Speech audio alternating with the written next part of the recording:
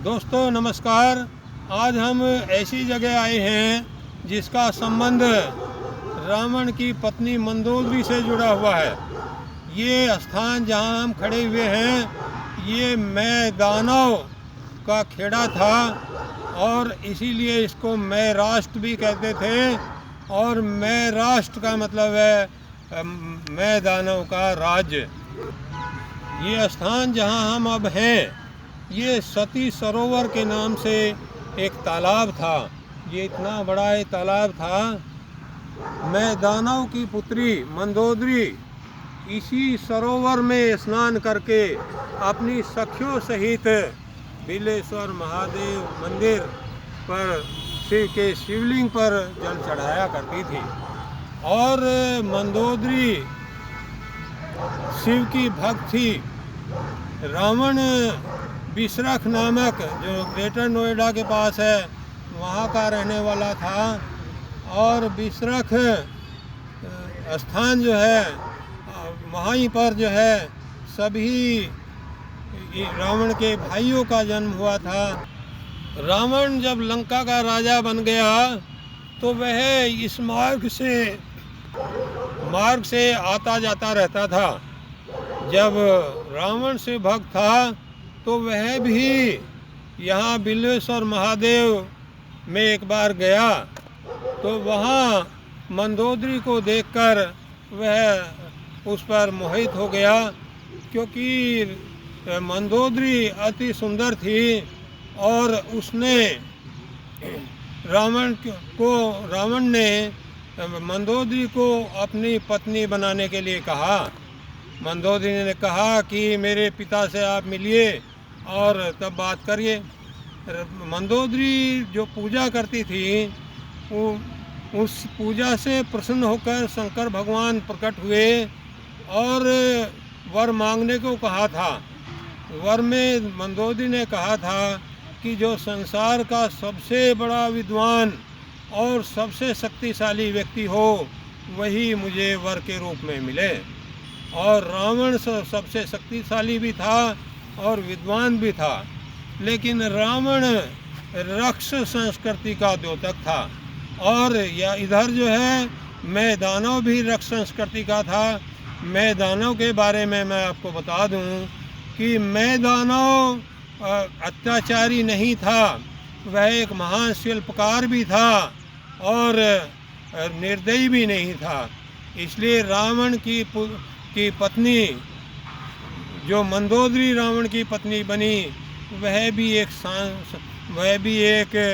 सांस्कारिक स्त्री थी। इसलिए रावण मंदोदरी को देखकर अति प्रसन्न हुआ और उसको अपनी पत्नी स्वीकार करना उसने रावण की पत्नी स्वीकार किया। रावण को मंदोदरी से शादी करने के कई मुख्य कारण थे। एक तो मुख्य कारण यह था कि रावण भी राक्षस संस्कृति यानी राक्षस संस्कृति का द्योतक था, क्योंकि रावण की माता भी राक्षस संस्कृति की थी और रावण की माता ये चाहती थी कि मेरे पुत्र राक्षस संस्कृति यानी राक्षस संस्कृति का ही प्रचार प्रसार करें। और इधर मैदानों भी राक्षस संस्कृति का था, तो इसलिए भी एक रावण को लगा हुआ कि मैं मंदोदरी से शादी करूं।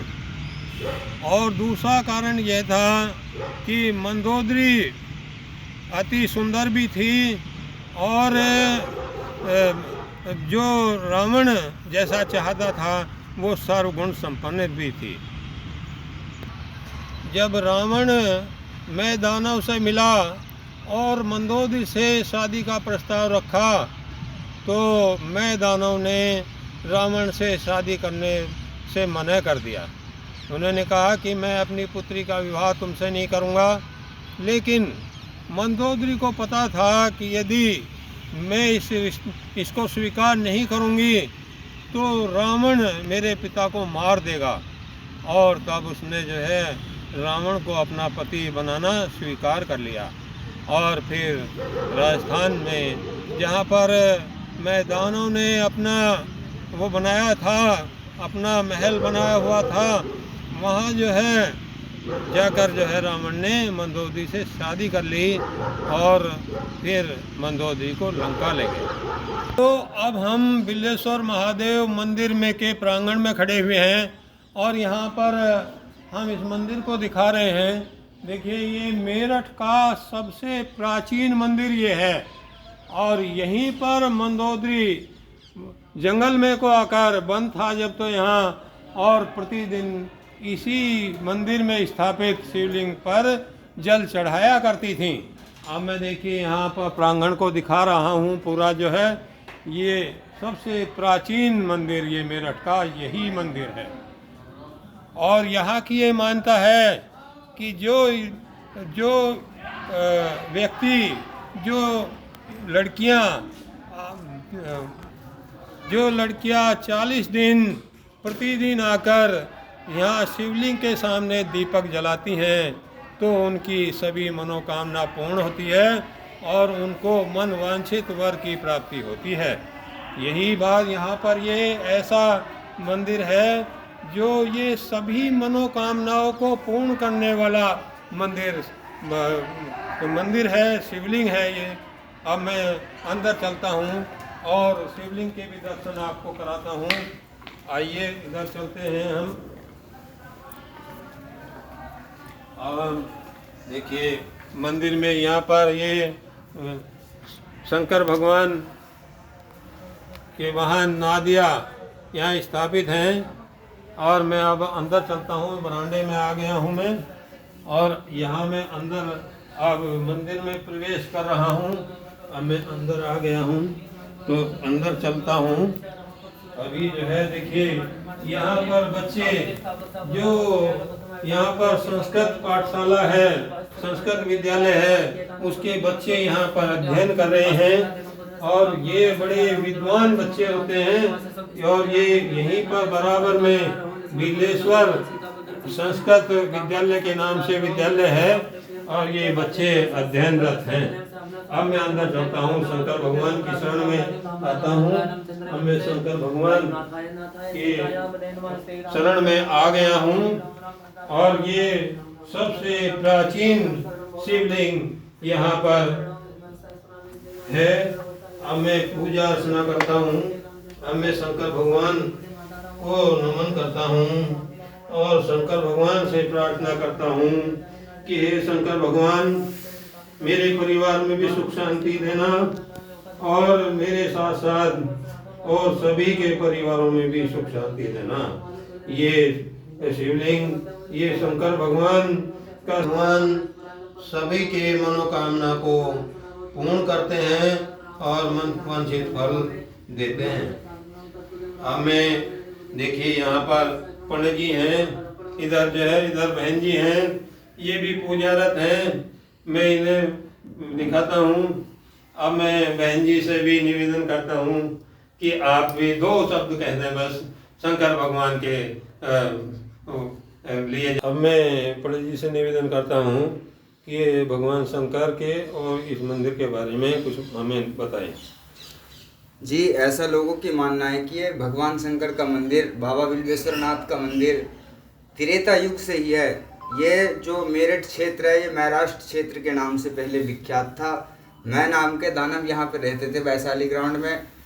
उनकी पुत्री मंदोदरी, रावण के पत्नी, यहाँ पे पूजा करती थी सुंदर वर की प्राप्ति कि ऐसा हमें पति देना है शंकर भगवान, ऐसा हमें पति देना जो त्रिलोक विजेता हो, तीनों लोकों में उससे बड़ा ज्ञानी भी ना हो कोई, ऐसा हमें पति देना। तो उन्होंने ये प्रार्थना की थी तो यहाँ पे उनकी प्रार्थना स्वीकार हुआ था। तो त्रेता युग से ही ये मंदिर चला आ रहा है। पंडित जी बहुत बहुत धन्यवाद जी। आपने जो है जो बात बताई वो बहुत अच्छी बात हमें बताई है, उसके लिए बहुत बहुत आपका धन्यवाद। मंदिर से मिला हुआ एक विद्यालय है जिसको बिल्लेश्वर नाथ विद्यालय के नाम से, संस्कृत विद्यालय के नाम से जानते हैं। ये छात्र है, इसी विद्यालय का ये छात्र है, ये सारी बात बताएगा। देखिए ये तो छात्रावास कक्ष है और कक्ष संख्या 3 है और ये और बातों को ये स्टूडेंट बताएगा कि कितने बच्चे हैं यहाँ पर और कैसे कैसे पढ़ाई होती है। जी ये मेरे बराबर में इस विद्यालय के छात्र खड़े हुए हैं। तो ये छात्र, आप ये बताइए कि इस विद्यालय में अब तुम कितने छात्र अध्ययन कर रहे हो?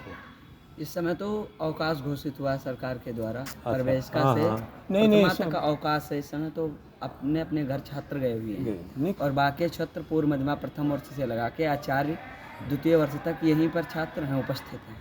नहीं कि संख्या कितनी है करीब? इस समय संख्या 60 के आसपास है। 60 के आसपास। अच्छा, और तुम कहाँ के हो बेटे? हम सीतापुर के रहने वाले हैं। हमारा नाम कुबेर मिश्रा है। कुबेर मिश्रा। उत्तर मध्यमा द्वितीय वर्ष से हम पढ़ाई अच्छा, कर रहे हैं। अच्छा, बहुत बढ़िया। और यहाँ पर जो है, जो तुम्हें आचार्य पढ़ाते हैं, किसी का नाम बताइए उनका।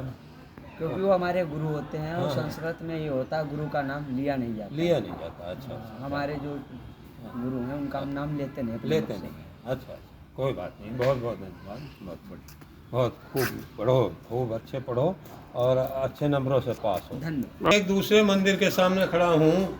ये मंदिर, ये छात्र बताएगा कि ये किनका मंदिर है। ये छात्र बिलेश्वर नाथ महादेव मंदिर ऐतिहासिक सिद्धपीठ के ही प्रांगण में राधा रानी गंगा मंदिर है। हाँ, ठीक, धन्यवाद।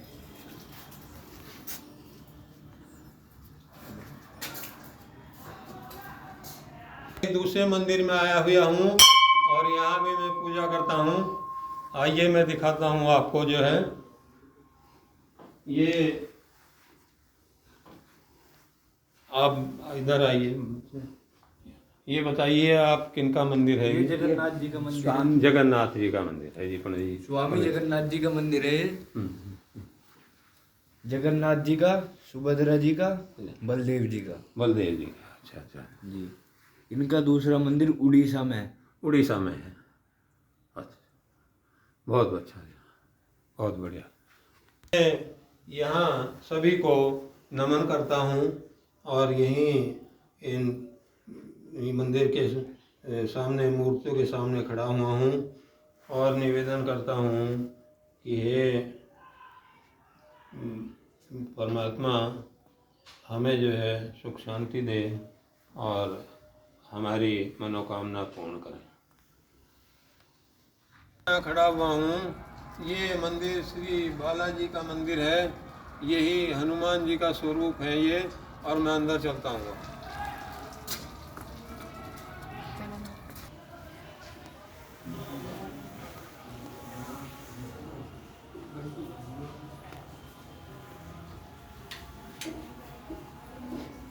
मैं बालाजी के मंदिर में अंदर आ गया हूँ और मैं बालाजी को प्रणाम करता हूँ।